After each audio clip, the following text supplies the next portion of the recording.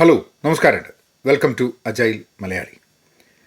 ഇനിയുള്ള അങ്ങോട്ടുള്ള വീഡിയോസ് നമുക്ക് ഓരോ ചോദ്യങ്ങൾ വെച്ചിട്ട് we can move forward. Every video will take a question and I will share from my experience what I would answer for that. ചിലപ്പോൾ ഉപകാരപ്പെടാൻ സാധ്യതയുണ്ട് ആൾക്കാർക്ക്, ചിലപ്പം ഉപകാരപ്പെടില്ല. How do I choose the right career path? എങ്ങനെയാണ് നമ്മൾ ശരിയായൊരു career path choose ചെയ്യുക എന്നുള്ളൊരു ചോദ്യം. ഇത് ജോലി തുടങ്ങുന്ന സമയത്തും അതിന് ശേഷവും ഒക്കെ തന്നെ ആൾക്കാർക്ക് ഉണ്ടാകുന്നൊരു ചോദ്യമാണ്. ആദ്യം കരിയറും ജോബും തമ്മിലുള്ളൊരു വ്യത്യാസം മനസ്സിലാക്കണം. ജോബ് എന്ന് പറഞ്ഞാൽ ജോലിയാണ്, കരിയർ എന്ന് പറഞ്ഞാൽ ഉദ്യോഗമാണ്. ജോബ് വളരെ ഷോർട്ട് ടേമാണ്. നമ്മൾ ഒരു ജോലി ചെയ്യുന്നു, അതിന് ശമ്പളം കിട്ടുന്നു, അതാണ് ഒരു ടൈറ്റിലും അങ്ങനത്തെ റോളൊക്കെയാണ്. കരിയർ എന്ന് പറഞ്ഞാൽ ലോങ് ടേമാണ്. നമ്മൾ over a period of time സെയിൽസിൽ ആണ് നമ്മൾ കരിയർ ബിൽഡ് ചെയ്യുന്നത്, കസ്റ്റമർ സർവീസിലാണ് കരിയർ ബിൽഡ് ചെയ്യുന്നത്, എൻജിനീയറിംഗ് സോഫ്റ്റ്വെയർ ഡെവലപ്മെൻറ്റിലാണ്, പ്രോഗ്രാം മാനേജ്മെൻറ്റിലാണ്, അങ്ങനെ ഓരോ മേഖലയിലാണ്. സിവിൽ എഞ്ചിനീയറിംഗിലൊരു കരിയർ, അത് സിവിൽ എഞ്ചിനീയറിംഗിൽ എന്ത് ജോലി ചെയ്തു എന്നുള്ളതിനെക്കാട്ടി ഒരു career over a period of time, അതാണ്. അപ്പോൾ എങ്ങനെയാണ് ഒരു കരിയർ ചൂസ് ചെയ്യുക? ഏത് സ്റ്റേജിലാണ് നമ്മൾ ഈ ചോദ്യം ചോദിക്കുന്നത് എന്നുള്ളത് പ്രസക്തമാണ്. എനിക്ക് നമ്മളിപ്പോൾ ഒരു ജോലിയിലും ചേർന്നിട്ടില്ല, തുടക്കമാണ് എന്നുണ്ടെങ്കിൽ കരിയർ എന്നുള്ളത് നമ്മൾ ഡിസൈഡ് ചെയ്യാത്തൊരു സിറ്റുവേഷൻ ആയിരിക്കാൻ മതി. ചിലവർക്ക് ക്ലിയർ ആയിരിക്കും, ചിലവർക്ക് ക്ലിയർ ആയിരിക്കില്ല. ധാരാളം ആൾക്കാർ ഒരു കരിയർ തുടങ്ങിയിട്ട് 10 വർഷം ആ കരിയറിൽ നിന്നിട്ട് ആ കരിയറിൽ നിന്ന് മാറിയൊരു സിറ്റുവേഷൻ ഉണ്ട്. I started my career doing sales. കുറേ കാലം അതാണ് ചെയ്യുന്നത് ശരിയെന്ന് തോന്നിയിട്ട് എനിക്ക് ചെയ്തു. അതിൻ്റെ ഇടയ്ക്ക് ബിസിനസ് വന്നു. ബിസിനസ് എൻ്റെ കരിയറാണ്, running companies would be my option എന്നുള്ള രീതിയിൽ നോക്കി. അത് കഴിഞ്ഞിട്ട് തന്നെ I moved into consulting, program management related ജോലി, agile, and then moved into organisational transformation, agile transformation, coaching, അങ്ങനെയുള്ള പല രീതിയിൽ നമ്മൾ കരിയറിലേക്ക് മാറി. പുതിയ മേഖലകൾ പഠിക്കുമ്പോൾ, പുതിയ കാര്യങ്ങൾ മനസ്സിലാക്കുമ്പോൾ, ചില പുതിയ കാര്യങ്ങൾ ചെയ്യണമെന്ന് തോന്നുമ്പോൾ ഒക്കെ നമ്മൾ കരിയറിലേക്ക് ചൂസ് ചെയ്യാം.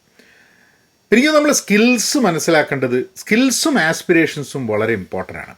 സ്കിൽസ്, ആസ്പിറേഷൻസ്, സാധ്യതകൾ, ഓപ്പർച്യൂണിറ്റി. അപ്പോൾ നമ്മൾ എന്തൊരു കരിയർ ചൂസ് ചെയ്യുമ്പോഴും എന്തൊരു ജോലി ചെയ്യുമ്പോഴും നമുക്ക് ബേസിക്കായിട്ട് ആവശ്യമുള്ള സാധനം, അതിന് ശമ്പളം കിട്ടണം, ഓപ്പർച്യൂണിറ്റീസ് ഉണ്ടാവണം, മാർക്കറ്റ് ഭയങ്കര ഫ്ലക്ച്വേറ്റിംഗ് ആയിട്ടുള്ളൊരു മാർക്കറ്റ് ആവരുത്. അപ്പോൾ നമുക്ക് ചിലപ്പം ജോലി പോയി കഴിഞ്ഞിട്ട് തിരിച്ചൊരു ജോലി കിട്ടാനുള്ള സാധ്യതകൾ ഉണ്ടാവണം. അങ്ങനെ പല രീതിയിലാണ് നമ്മൾ ഒരു കരിയറിനെ പറ്റി ആലോചിക്കുക. അങ്ങനെ നോക്കുമ്പോൾ എനിക്ക് തോന്നുന്നത് നമ്മളെ സ്കിൽസ് എന്താണ്, നമ്മളെ skills, what are the skills that നമ്മൾ നമുക്കുള്ള സ്കിൽസ് പേ ചെയ്യാൻ ആരെങ്കിലും തയ്യാറാണോ എന്നുള്ളതാണ്. അത് ലോങ് ടേമിൽ തയ്യാറാവൂ എന്നുള്ളത്. ഇപ്പം ഞാൻ പറയാം സെയിൽസ് എടുക്കാനുള്ള കാരണം. അത് തെറ്റായൊരു കാരണമായിരുന്നു എൻ്റെ സെയിൽസ് എടുക്കാൻ. ഞാൻ നന്നായിട്ട് സംസാരിക്കുന്ന കൂട്ടത്തിലാണ്, ആൾക്കാരോട് കുറേ സംസാരിക്കും, എന്നാൽ പരീക്ഷയ്ക്കൊന്നും വലിയ മാർക്കുമില്ല. അപ്പം ആൾക്കാരൊക്കെ പറയുന്നത് എനിക്ക് പറ്റിയത് സെയിൽസാണെന്നുള്ളത്. അതായത് എനിക്ക് പറ്റിയത് എന്ന് ആൾക്കാർ വിചാരിക്കുന്നത് എനിക്ക് പറ്റാത്ത ചില കാര്യങ്ങളുണ്ട്, അതുകൊണ്ട് എന്നെക്കൊണ്ട് ആകെ പറ്റുന്നത് സെയിൽസ് എന്നുള്ള രീതിയിലാണ് അവർ എന്നോട് സെയിൽസ് എടുക്കാൻ പറഞ്ഞത്. Which is actually wrong reason to take something. എനിക്കപ്പോൾ ഡിസൈഡ് ചെയ്യേണ്ട ആവശ്യം ഉണ്ടായിരുന്നില്ല. ഞാൻ എൻ്റെ ജീവിതത്തിലെ 10-15 വർഷം ഇത് മാത്രമേ എനിക്ക് ചെയ്യാൻ പറ്റുള്ളൂ എന്ന് പറഞ്ഞിട്ട് ജീവിച്ചു. ഇനീഷ്യലി സെയിൽസ് ചെയ്ത സമയത്ത് എനിക്ക് കുറേ സക്സസ് ഒക്കെ ഉണ്ടായി. ഭയങ്കര ആൾക്കാരെ വിളിക്കുക, ഓർഡർ കിട്ടുക, അങ്ങനത്തെ സാധനങ്ങളൊക്കെ വളരെ ഗംഭീരമായിട്ട് ചെയ്യാൻ പറ്റി എനിക്ക്. പക്ഷെ പിന്നെയാണ് ഒരു സസ്റ്റൈനബിളായിട്ട് ഈ സംഭവങ്ങൾ ചെയ്യാൻ വേണ്ടിയിട്ടുള്ള കഴിവ് എനിക്കില്ല എന്ന് മനസ്സിലാവുന്നത്. അതിന് എത്രയോ വർഷങ്ങളെടുത്തു. ആൻഡ് ദെൻ അപ്പോഴത്തേക്കും നമ്മൾ എന്താണെന്ന് പറഞ്ഞാൽ നമ്മളെ കുറേ സമയം കഴിഞ്ഞു പോയി. So one decision to go in a direction where without even checking whether I am good at it, without even looking at the long-term prospects of it. അതായത് എനിക്ക് ടെക്നിക്കൽ സ്കില്ലില്ല എന്നുള്ളത് കൊണ്ട് മാത്രം സെയിൽസിലേക്ക് പോയൊരു വ്യക്തിയാണ് ഞാൻ. പക്ഷെ പിന്നെ ടെക്നോളജിയുമായി ബന്ധപ്പെട്ടിട്ട് വലിയ വലിയ ടെക്നിക്കൽ പ്രോഗ്രാംസൊക്കെ മാനേജ് ചെയ്തിട്ട് എൻജിനീയേഴ്സായി സംസാരിച്ച് നോക്കുമ്പോഴാണ് നമുക്കത്ര കഴിവില്ലാത്തൊന്നുമില്ല. അപ്പോൾ എപ്പോഴും നമ്മളെ സ്കിൽസിനെ കുറിച്ചിട്ടുള്ള നമ്മളുടെ ധാരണകൾ നമ്മൾ പരിശോധിക്കേണ്ട ആവശ്യമുണ്ട്. കരിയർ ഡിസിഷൻ നമ്മൾ എടുക്കുന്ന സമയത്ത് നമ്മൾ ഈ ഒരു മേഖലയിലാണ് പോകേണ്ടത് എന്ന് വിചാരിക്കുമ്പോൾ എപ്പോഴും അതിന് ഒരു ഫിക്സ്ഡ് ടൈം കൊടുക്കുക. ഒരു 2 വർഷം കൊടുക്കുക, അല്ലെങ്കിൽ 3 വർഷം കൊടുക്കുക. എന്നിട്ട് നിരന്തരമായി നോക്കുക, 3 വർഷം നമ്മൾ ആ ഒരു മേഖലയിൽ വർക്ക് ചെയ്യുന്നത് കൊണ്ട് നമുക്ക് ഗുണമുണ്ടായിട്ടുണ്ടോ? Are we really good at it? നമ്മൾ മറ്റുള്ള ആൾക്കാരുമായി കമ്പയർ ചെയ്യുന്ന സമയത്ത് നമുക്കതിൽ are we able to create value? കാരണം at the end of the day നിങ്ങളൊരു സെയിൽസുകാരനാണ്, വേറൊരാളൊരു സെയിൽസുകാരനാണ്. ആർക്കാണ് നന്നായിട്ട് വിൽക്കാൻ പറ്റുക, ആർക്കാണ് കോട്ട മീറ്റ് ചെയ്യാൻ പറ്റുക, അതൊക്കെയാണ് സെയിൽസിലുള്ള സംഭവം അല്ലേ? So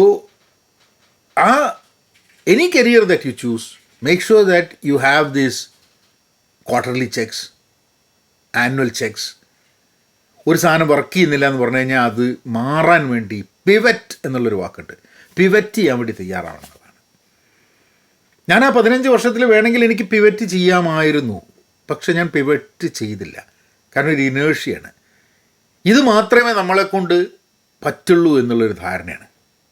And then you stick with that. And that might be a mistake. ഞാൻ 2010 മാറി ചിന്തിക്കാൻ തുടങ്ങിയത്. 17 വർഷമായിട്ട് ഞാൻ സെയിൽസ് എന്നും പറഞ്ഞിട്ട് നടന്നു. 2010 മാറി ചിന്തിക്കാനുള്ള കാരണം തന്നെ ഐ വാസ് ഫോഴ്സ്ഡ് ടു. ഞാൻ ചെയ്തുകൊണ്ടിരിക്കുന്ന കാര്യം ചെയ്തു കഴിഞ്ഞാൽ ജീവിക്കാൻ പറ്റില്ല എന്നുള്ളൊരു ബോധ്യം വന്നു. അപ്പം മാറി ചിന്തിക്കണം. അപ്പോൾ എനിക്ക് അറിയാത്തൊരു കാര്യത്തിന്, ഞാൻ അതുവരെ ചെയ്യാത്തൊരു ജോലിക്ക്, പ്രോഡക്റ്റ് മാനേജ്മെൻറ്റ് എന്നുള്ള ജോലിക്ക് ഞാൻ പോയി അപ്ലൈ ചെയ്ത് ആ ഒരു മേഖലയിൽ മുന്നോട്ട് പോകണം എന്നുള്ളതിൽ അപ്ലൈ ചെയ്ത് എങ്ങനെയെങ്കിലും ഒരു ജോലി, അതായത് സെയിൽസ് അല്ലാത്ത എന്തെങ്കിലും ജോലി കിട്ടണം എന്നുള്ളത്. ഞാൻ പല സ്ഥലത്ത് ഇൻ്റർവ്യൂ ചെയ്തു, ഒന്നും കിട്ടിയില്ല. അവസാനം ഒരു സ്ഥലത്ത് കിട്ടി. I found that I was able to do that job well. അതായത് എൻ്റെ എംപ്ലോയർക്ക് ഇഷ്ടപ്പെടുന്ന രീതിയിൽ എനിക്ക് ആ ജോലി ചെയ്യാൻ പറ്റി. അതൊരു ലൈഫ് ലൈൻ ആയിരുന്നു. നമ്മളുടെ ജീവിതത്തിൽ ലൈഫ് ലൈൻ കിട്ടണം. ആ ലൈഫ് ലൈൻ തിരിഞ്ഞു നോക്കുമ്പോൾ 2010 നടന്നതാണ്. കഴിഞ്ഞ 15 വർഷത്തിൽ ആ ലൈഫ് ലൈൻ ഞാൻ കൃത്യമായി ഉപയോഗിച്ചു എന്ന് ചോദിച്ചു കഴിഞ്ഞിട്ടുണ്ടെങ്കിൽ ഇല്ല.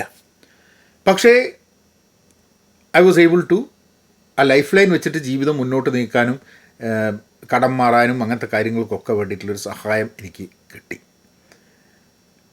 അതിനു മുമ്പേയും ചിലപ്പം ഈ ലൈഫ് ലൈൻ എനിക്ക് കിട്ടിയിട്ടുണ്ടായിരിക്കാൻ മതി, എനിക്ക് മാറാനുള്ള സാധ്യതകൾ ഉണ്ടായിരിക്കാൻ മതി. എനിക്ക് എപ്പോഴും ഓർമ്മ 2005, 2006 കാലഘട്ടത്തിൽ 2003 യെസ് 93 ഗ്രാജുവേറ്റ് ചെയ്ത് കഴിഞ്ഞിട്ട് 2003 10 വർഷം കഴിഞ്ഞപ്പോൾ എനിക്ക് എൻ്റെ കരിയർ സെയിൽസിൽ നിന്ന് മാറ്റാനുള്ളൊരു അവസരമുണ്ടായിരുന്നു.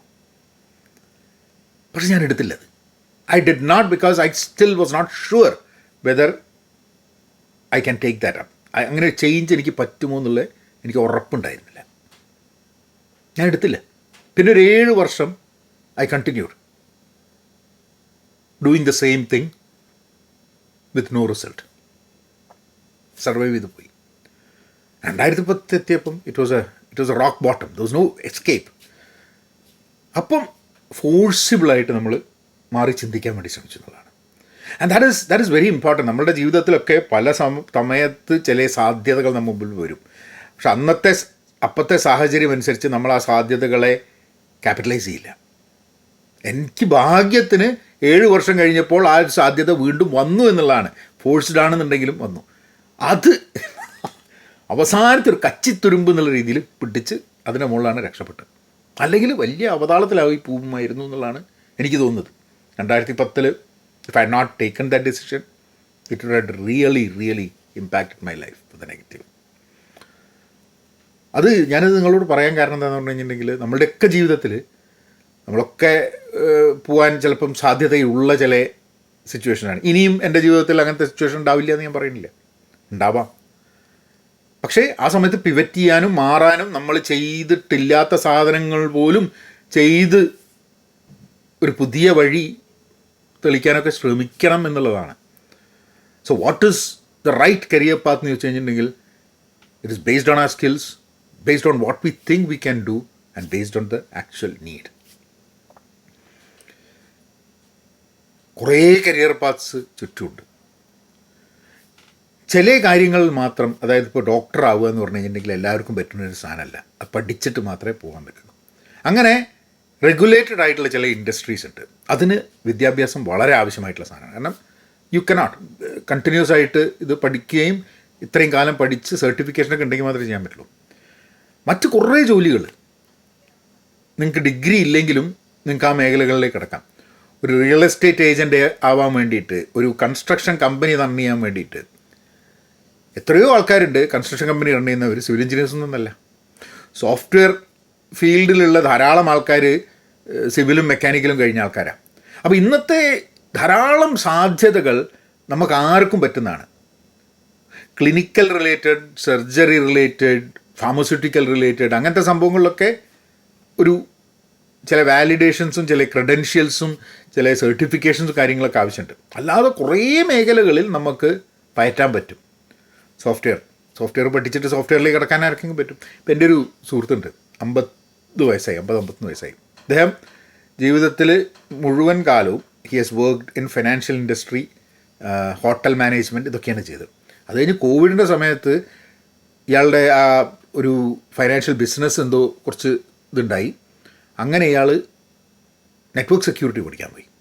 അങ്ങനെ നെറ്റ്വർക്ക് സെക്യൂരിറ്റി, അതായത് ആലോചിക്കണം, 48-ാം വയസ്സിൽ കമ്പ്യൂട്ടറുമായിട്ട് ഒരു ബന്ധമില്ല, സോഫ്റ്റ്വെയറിൻ്റെ ഒരു ജോലിയല്ല. പക്ഷേ അയാൾ നെറ്റ്വർക്ക് സെക്യൂരിറ്റി പഠിച്ച് CCNA എന്നുള്ള സർട്ടിഫിക്കേഷനൊക്കെ എടുത്തിട്ട് അയാൾ ഇപ്പം ബ്രോഡ്കോം എന്ന് പറഞ്ഞ കമ്പനിയിൽ ജോലി ചെയ്യാണ്. ഒരു ഭയങ്കര ട്രാൻസിഷൻ. എനിക്ക് തോന്നുന്നില്ല 48-ാം വയസ്സിൽ. ഞാനൊരു ട്രാൻസിഷൻ ചെയ്തത് 39-ാം വയസ്സിലാണ്. എൻ്റെ ജീവിതത്തിലൊരു ഒരു ഒരു ട്രാൻസിഷൻ, കരിയർ ട്രാൻസിഷൻ ഉണ്ടായത്. ദാറ്റ് 48 എന്നൊക്കെ പറഞ്ഞു കഴിഞ്ഞാൽ ഭയങ്കര കമൻറ്റബിൾ ആയിട്ടുള്ളൊരു സംഭവമാണ് ആ ഒരു ചേഞ്ച് ഓഫ് കരിയർ എന്നുള്ളത്. Any age, if there is a need, if we have the skills, if we don't think we can not do it എന്ന് പറഞ്ഞു കഴിഞ്ഞാൽ അത് ഷിഫ്റ്റ് ചെയ്യാൻ പറ്റും. പക്ഷെ എപ്പോഴും അതിനൊരു 2 വർഷത്തെ സമയം കൊടുക്കുക. ജീവിതകാലം ഇപ്പം എന്നെ മാതിരി ഒരു തീരുമാനം എടുത്തു കഴിഞ്ഞിട്ട് ഒരു 15 കൊല്ലം ജീവിതത്തിൽ ആ ഒരു തീരുമാനത്തിന് വേണ്ടിയിട്ട് ഹോമിക്കുന്ന ഒരു സിറ്റുവേഷൻ ഉണ്ടാവരുതെന്നുള്ളതാണ്. അപ്പം I think that's what I have to say about the question. എല്ലാ ഉത്തരങ്ങളും അതിന് കൃത്യമായിട്ടുള്ള, എല്ലാ ചോദ്യങ്ങളും അതിന് കൃത്യമായിട്ടുള്ള ഉത്തരം എനിക്കുണ്ടോ എന്നുള്ളതല്ല, ആ ചോദ്യങ്ങളിലൂടെ നമുക്കൊന്ന് സഞ്ചരിക്കാം എന്നുള്ളതാണ്. അതുകൊണ്ട് I hope you might benefit something about it. നിങ്ങൾക്ക് എന്തെങ്കിലും ചോദ്യങ്ങൾ ഉണ്ട് എന്നുണ്ടെങ്കിൽ I have a set of questions, I keep doing it every week. But നിങ്ങൾക്കൊരു ചോദ്യം ഉണ്ടെന്നുണ്ടെങ്കിൽ ഇതിൻ്റെ കമൻറ്റ് ബോക്സിൽ ആ ചോദ്യം ഇടാം. ചാനൽ സബ്സ്ക്രൈബ് ചെയ്തിട്ടില്ലെങ്കിൽ സബ്സ്ക്രൈബ് ചെയ്യാം. I will see you all again next time. നബിനായനേക്കാം.